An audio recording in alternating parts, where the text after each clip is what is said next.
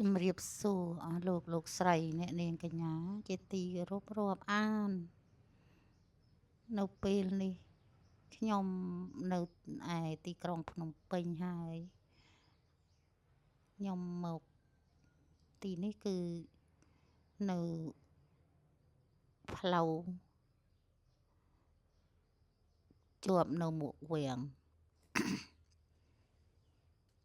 ចឹងហើយខ្ញុំក៏បានធ្វើដំណើរ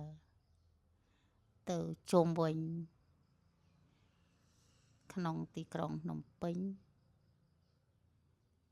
ក្នុងលើផ្លូវមួយដែលគេមានទៅតែងតាំងផ្លូវបន្តិចបន្តួចដើម្បីឲ្យលំអនៅខាងលើលំអផ្លូវដែលនៅខាងលើហើយធ្វើដំណើរទៅនេះទៀតគឺដើម្បីទៅផ្ដិតនៅទស្សនវិជ្ជាក្នុងទីក្រុងភ្នំពេញជូនអស់លោកស្រីអ្នកនាងកញ្ញាទាំងអស់គ្នាដែលបានជួយចូលរួមហើយក៏ចូលរួមមើលវីដេអូហ្នឹងហើយក៏ខ្នល់គេហ្នឹងក៏ល្អតាមរបៀបរបបការធ្វើដំណើរមានឡានតូចឡានធំឡានមធ្យមអីចឹងទៅទូកអ្នកជិះម៉ូតូអ្នកលក់មានឆ័ត្រទៅបាំងពីលើតាំងយូគេហៅតាំងយូឆ័ត្រអីចឹងទៅដាក់លក់តាមផ្លូវហើយក្មេងៗហ្នឹងទិញកាភ្លើងទិញអីសបាយរីករាយទុកដោយថាយកទឹកយកអីហ្នឹងយកទៅបាញ់ដាក់ពួកម៉ាក់ពួកអីហ្នឹងក្មេងៗគ្នាឯងហ្នឹងដូចជាសបាយរីករាយហើយមកដល់នេះទៀតក៏ឃើញថាភ្លៀងលលឹមតិចលាយឡំជាមួយនឹងក្មេងកាន់កំភ្លើងដើរហូហែសបាយរីករាយក្មេងទទួលអបអរសាទរនៅពេលដែលក្មេងចង់លេងលបែងច្រើនទៅលបែងមានកំភ្លើងបាញ់ទឹកខ្លះឈោមើលចឹងទៅហើយតាមរបៀបរបបស្រុកខ្មែរយើងបច្ចុប្បន្ននេះក្មេងៗនិយមលេងលបែងម្យ៉ាងលបែងកំប្លែងហ្នឹងលបែងហ្វាន់លេងហ្នឹងហើយមានដូចអស់លោកស្រីទេសនាចឹងដែរមើលតាមផ្លូវអមតាមផ្លូវអ្នកខ្លះដើរលក់នេះលក់នោះ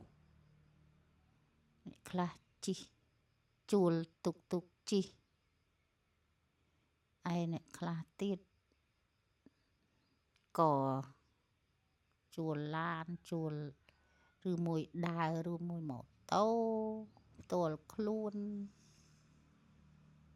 ឲ្យតាមតាន់មកបាទ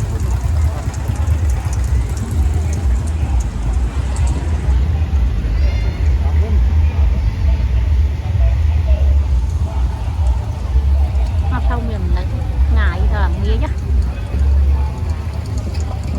100ហូបថ្ងៃហ្នឹងក៏មុនតែដៃដែរអត់ឃើញមានសាច់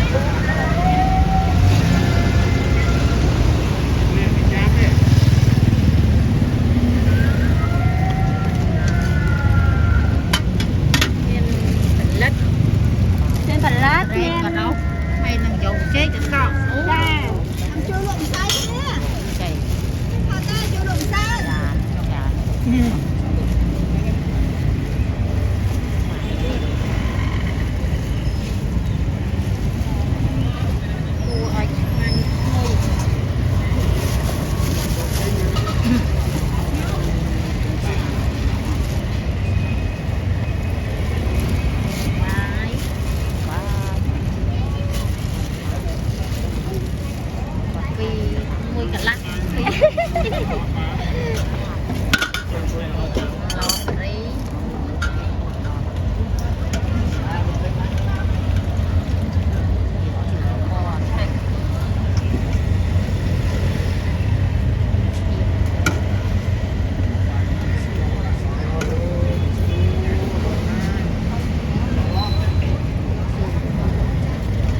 គាត់នំដល់នំកាត់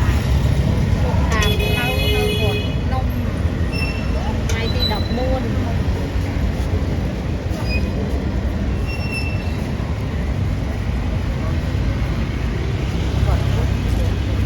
នេះឡបង្ហើ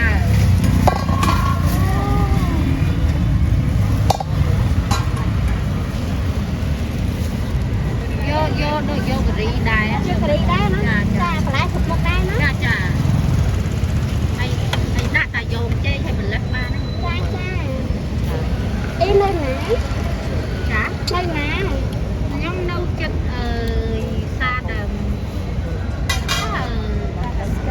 សាអូតៃតែមើលការស្លៀកពាក់ដោយអានិច្ចជុំចាដេញនឹងតាអូតៃតាហា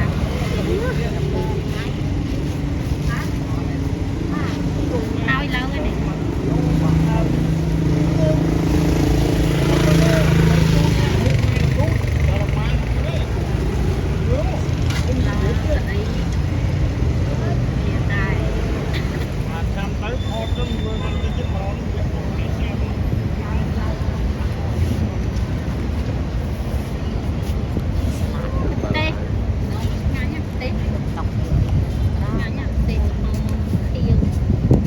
អូនឯងហូបគ្រីដែរគួយនេះមកចាអានមក5000ចាន5000នេះនេះជ្រួយមើល